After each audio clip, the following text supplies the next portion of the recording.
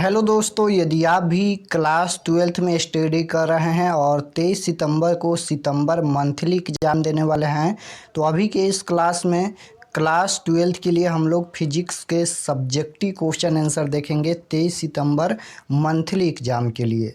तो आप लोग क्लास में अंत तक बने रहिएगा। इसका ऑब्जेक्टिव क्वेश्चन हम बता दिए हैं और अभी के इस क्लास में हम लोग इसका सब्जेक्टिव क्वेश्चन यानी लघु उत्तरीय प्रश्न और दीर्घ उत्तरीय प्रश्न देखेंगे।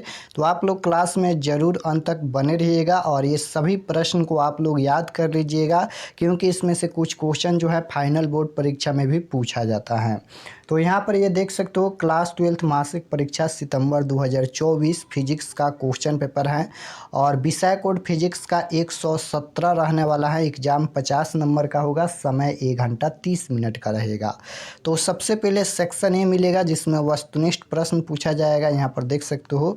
उसके बाद यहाँ पर खंड ब मिलेगा यानी सेक्शन बी, जिसमें लघु उत्तरीय प्रश्न और दीर्घ उत्तरीय प्रश्न पूछा जाएगा।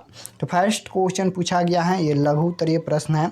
फर्स्ट क्वेश्चन है कि संधारित्र से क्या समझते हैं, इसकी धारिता को भी बताएं। और 2 नंबर क्वेश्चन है कि विद्युत चुंबकीय प्रेरण क्या है। 3 नंबर क्वेश्चन है कि पृथ्वी के चुंबकत्व का क्या कारण है। और 4 नंबर क्वेश्चन है कि विद्युतीय द्विध्रुव पर क्रियाशील बल आघूर्ण का व्यंजक प्राप्त करें। उसके बाद 5 नंबर क्वेश्चन है यहाँ पर विद्युतीय द्विध्रुव आघूर्ण क्या है, इसका ऐसे मात्रा को लिखे। उसके बाद यहाँ पर 6 नंबर क्वेश्चन है परावैद्युत शक्ति तथा अपेक्षित परावैद्युतांक को परिभाषित करें। उसके बाद 7 नंबर क्वेश्चन है कि स्वप्रेरण एवं अनुनय प्रेरण में अंतर स्पष्ट करें। उसके बाद 8 नंबर क्वेश्चन है समझाए कि किरचॉफ का द्वितीय नियम ऊर्जा संरक्षण का नियम है। उसके बाद 9 नंबर क्वेश्चन पूछा गया है अस्थायी चुंबक एवं विद्युत चुंबक में अंतर स्पष्ट करें। और 10 नंबर क्वेश्चन है कि चुंबकीय क्षेत्र रेखाएं क्या हैं, इसके 2 गुणों को लिखे। तो ये 10 क्वेश्चन लघु उत्तरीय प्रश्न में पूछा गया है, जिनमें से 5 प्रश्नों का ही आंसर देना है। तो चलिए हम लोग इसका आंसर देख लेते हैं, उसके बाद दीर्घ उत्तरीय प्रश्न को देखेंगे। तो फर्स्ट क्वेश्चन का आंसर यहाँ पर लिखा गया है संधारित्र क्या है पूछा गया था। तो लिखना है यहाँ पर कि वैसी व्यवस्था जिसमें एक विद्युत रोधी आवेशित चालक के निकट एक विद्युत चालक लाने से पहले वाले चालक की धारिता कृत्रिम रूप से बढ़ जाती है, संधारित्र कहते हैं।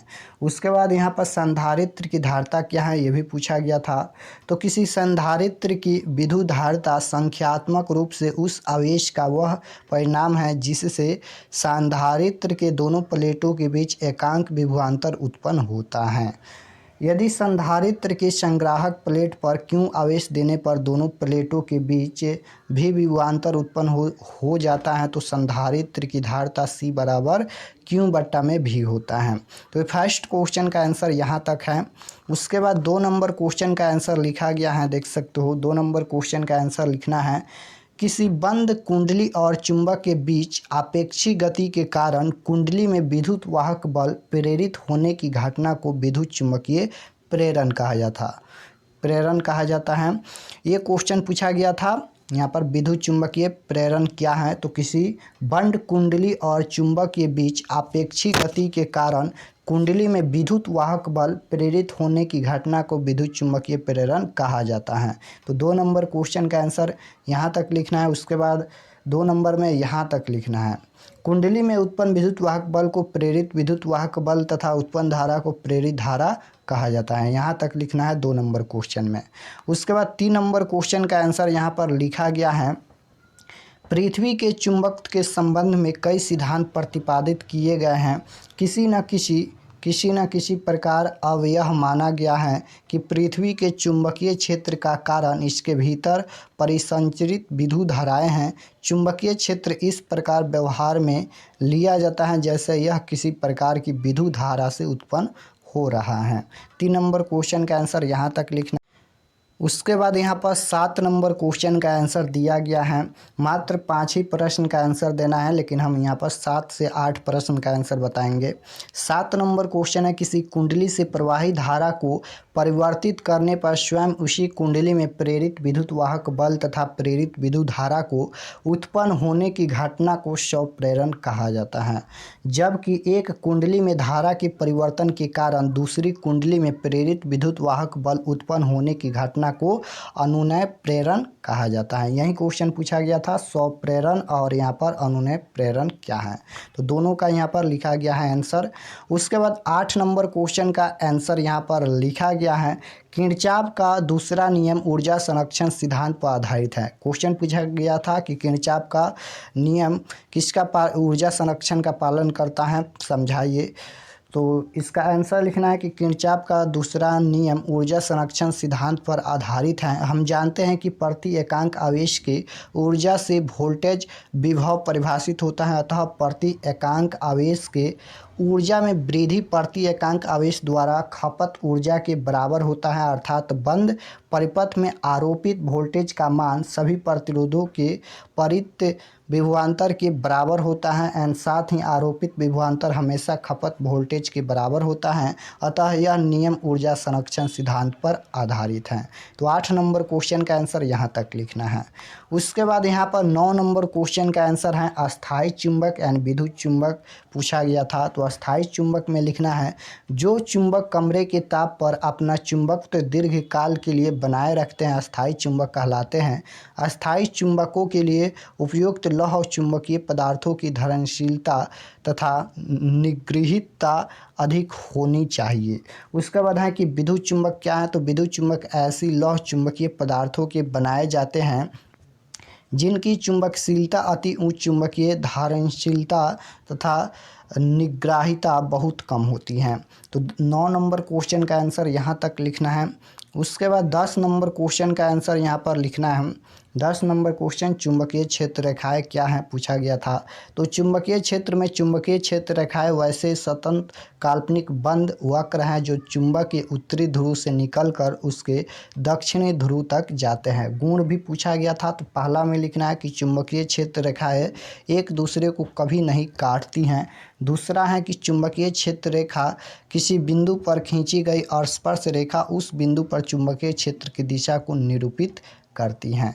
तो 10 तक यहाँ पर हो गया, 5 प्रश्न का ही आंसर बनाना है। उसके बाद दीर्घ उत्तरीय प्रश्न मिलेगा यहाँ पर 11 से लेकर 16 तक, जिनमें से 3 प्रश्नों का ही आंसर देना है। 3 प्रश्नों का ही आंसर देना है, ये दीर्घ उत्तरीय प्रश्न है। तो क्वेश्चन देख लेते हैं, उसके बाद इसका आंसर भी देखेंगे। तो 11 नंबर क्वेश्चन पूछा गया है कि समानांतर प्लेट संधारित्र के धारिता का व्यंजक प्राप्त करे। उसके बाद है 12 नंबर की चुंबकीय द्विध्रुव के कारण किसी बिंदु पर चुंबकीय विभव एवं चुंबकीय प्रेरण का व्यंजक प्राप्त करे। 13 नंबर क्वेश्चन है LCR श्रेणी क्रम की कार्य विधि को समझाए। उसके बाद 14 नंबर क्वेश्चन है कि चल कुंडली धारा मापी की बनावट एवं क्रिया विधि को समझाए। उसके बाद यहाँ 15 नंबर डायविसन तथा जर्मन के प्रयोग का वर्णन करते हुए इलेक्ट्रॉन के डी ब्रोगली तरंगों का प्रायोगिक सत्यापन करें। उसके बाद 16 नंबर क्वेश्चन है, दोलित्र क्या है, दोलित्र का उपयोग ट्रांजिस्टर के रूप में सिद्धांत और क्रिया को समझाए। तो ये क्वेश्चन पूछा गया है। चलिए अब हम लोग इसका आंसर को देखते हैं। तो यहाँ पर 11 नंबर क्वेश्चन का आंसर है, आप लोग स्क्रीनशॉट लेते चलिएगा और हम ग्रुप में भी सेंड कर देंगे। तो 11 नंबर क्वेश्चन का आंसर लिखना है, यहाँ पर देख सकते हो इस प्रकार से 11 नंबर क्वेश्चन का आंसर दिया गया है। यहाँ पर ए नंबर, एक समान माध्यम के लिए यदि दोनों प्लेटों के बीच स्थित माध्यम की विद्युतशीलता या पारावैद्युत TR हो एंड दोनों प्लेटों के बीच विभवांतर भी हो तो हम लिख सकते हैं इस प्रकार। तो यहाँ तक लिखना है, इसका आंसर यहाँ पर आएगा, यहाँ तक लिखना है क्वेश्चन में। उसके बाद 16 नंबर क्वेश्चन का आंसर लिखा गया है, देख सकते हो। दोलित्र यह एक युक्ति है जिसके मदद से बिना किसी बड़ा निवेशी प्रत्यावर्ती वोल्टेज लगाए किसी निश्चित आवृत्ति के अस्थायी विद्युत दोलन प्राप्त किए जाते हैं। उसके बाद ये फिगर भी बनाना है। उसके बाद यहाँ पर दोलित के रूप में ट्रांजिस्टर के बारे में भी लिखना है। उसके बाद क्रिया विधि लिखना है यहाँ तक लिखना है। इसका आंसर यहाँ पर आएगा। तो आप लोग एक बार और देख लीजिए, स्क्रीनशॉट लेना चाहते हो तो ले सकते हो। और सबसे पहले तो अगर आप लोग को प्रश्न याद होगा, हम क्वेश्चन सबसे पहले दिखा दिए हैं। अगर आप लोग को याद होगा क्वेश्चन तो सबसे पहले अपने आप से इसका आंसर लिखिएगा, उसके बाद इसका आंसर मिलाइएगा। जो प्रश्न याद नहीं होगा उसी प्रश्न को आप लोग देखिएगा, बाकी अपने आप से इसका आंसर लिखिएगा। क्वेश्चन हम दिखा दिए हैं तो अपने आप से आंसर लिखने का प्रयास कीजिएगा। ये सभी क्वेश्चन हैं, अपने आप से सबसे पहले इसका आंसर लिखिएगा, उसके बाद मिलाइएगा। क्योंकि ये क्वेश्चन जो है फाइनल बोर्ड परीक्षा के लिए भी काफ़ी महत्वपूर्ण है, आप लोग ज़रूर याद कीजिएगा। और चैनल पर नए होंगे तो चैनल को सब्सक्राइब कर लीजिएगा, ताकि आने वाले नेक्स्ट क्लास आपके पास ज़रूर पहुँचे। तो मिलते हैं नेक्स्ट क्लास में, तब तक अपना स्टडी कीजिए। आप सभी को धन्यवाद।